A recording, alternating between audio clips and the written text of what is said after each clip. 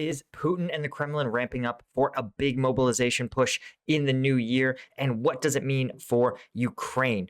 I'm going to be breaking it all down right now. I'm Paul, U.S. Army combat veteran. It's December 27th, 2023, 2022. Not yet. Let's get into it. Okay, first off, when we look at the the combat map, you can see that around Bakhmut, it's actually been total silence. And I think this may be actually a sign that Russia is either learning its lesson or more likely running out of steam.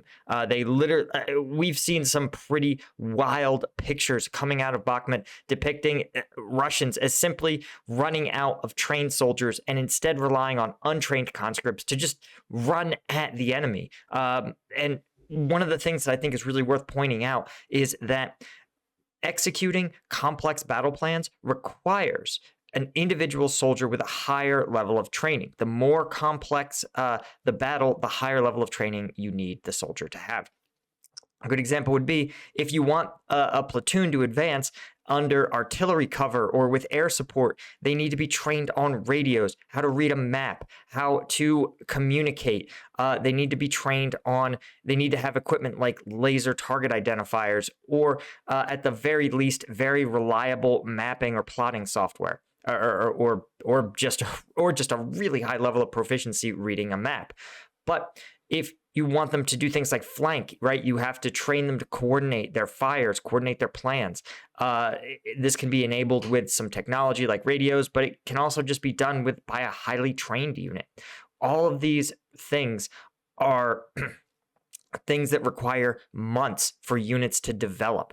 And when you look at the mobilized soldiers and recruited prisoners going out into the battlefield, you see they don't usually have this skill set. In fact, even Russia's own propaganda footage often depicts these soldiers as getting individual basic combat skills, operating their weapon, for example, or engaging targets and then moving to a new firing position.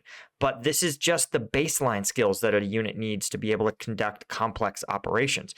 When you don't have those skills, the only orders a soldier can get is really stay put or advance. And that is all Russia seemed to be left doing in Bakhmut. No, I don't think they're totally out of steam yet, but I suspect that you're going to see the pace and frequency of attacks in Bakhmut diminish, especially as it gets colder and Russia's poorly equipped soldiers will actually fare much worse as time goes on. In contrast, it seems like Ukrainian soldiers generally have a better winter kit and are more likely to be able to sustain a high tempo of operations through this through the next several months. Now, when we look to the south, we can see that the DNR and LNR are continuing their efforts to try to push, gaining more space for Donetsk city, right? You can see here at Vodiane, they're trying to push out, and they're trying to push out again along these three paths here, trying to secure the three main highways into Donetsk in an effort, I think, to honestly just get their capital city to be free from Russian artillery. And they have progress, right? Several months ago, this airport was contested, and now it's almost entirely under the control of Russian forces. Now, they're probably working to try to get it operational in anticipation of getting more space. But I sort of suspect that until they get a few more kilometers away from Ukrainian artillery, then they're not going to be able to turn this into a functioning military airport. Obviously, as a civilian airport, it's completely destroyed and probably won't see a commercial flight for a decade or more. But what's more interesting is what's going on back in Russia. First off, the strike on Engels Air Base has really enraged the Russian mill blogger community. And it's understandable because that was 500 kilometers into Russian territory, and the Ukrainian drone was entirely undetected, meaning that it's a testament to the fact that basically it appears that Russia has very little capability to detect or intercept these drones until they are literally on their target. And again, if you're intercepting your targets so late that it actually kills your own servicemen and destroys presumably a lot of equipment, it's a sign. that your air defenses are not adequate. They're not preventing or stopping attacks. At best, they maybe are mitigating them, but I actually think that no air defenses ever got queued up. I think this is just a Russian propaganda move.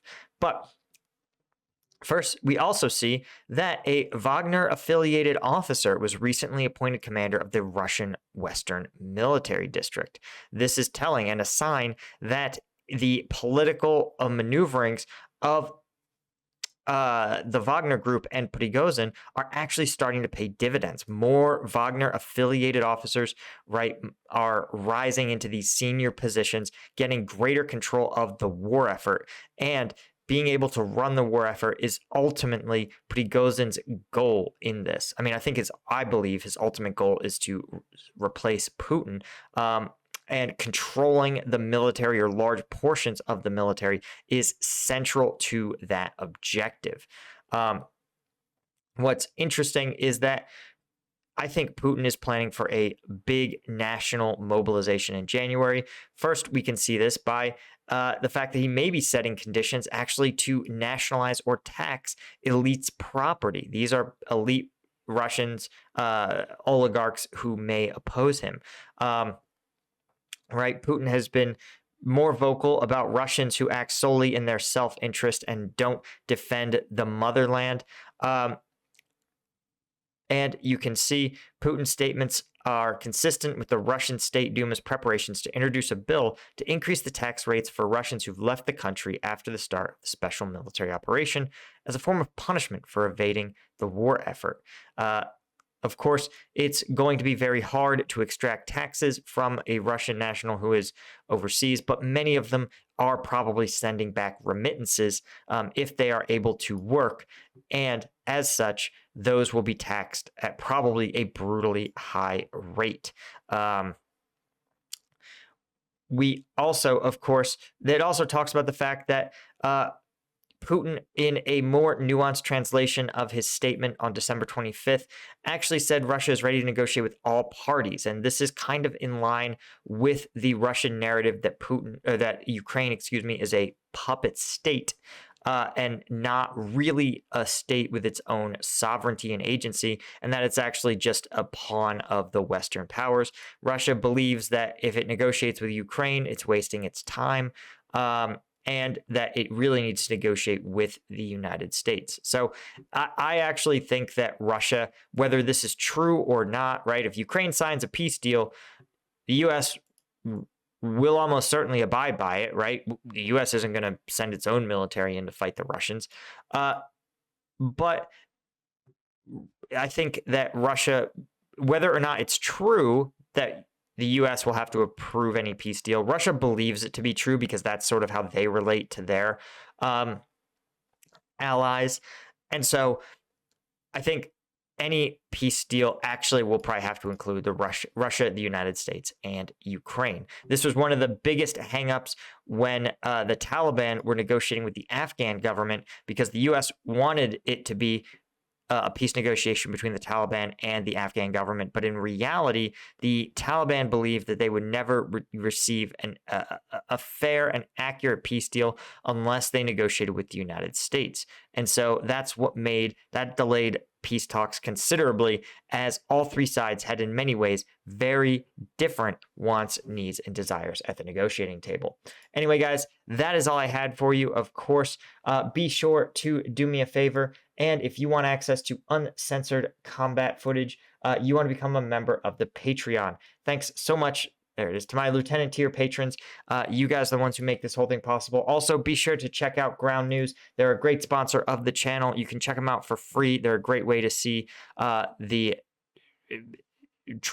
reality behind news stories, triangulate misinformation, disinformation, and ensure accuracy. Anyway, guys, I'll see you all in the next one.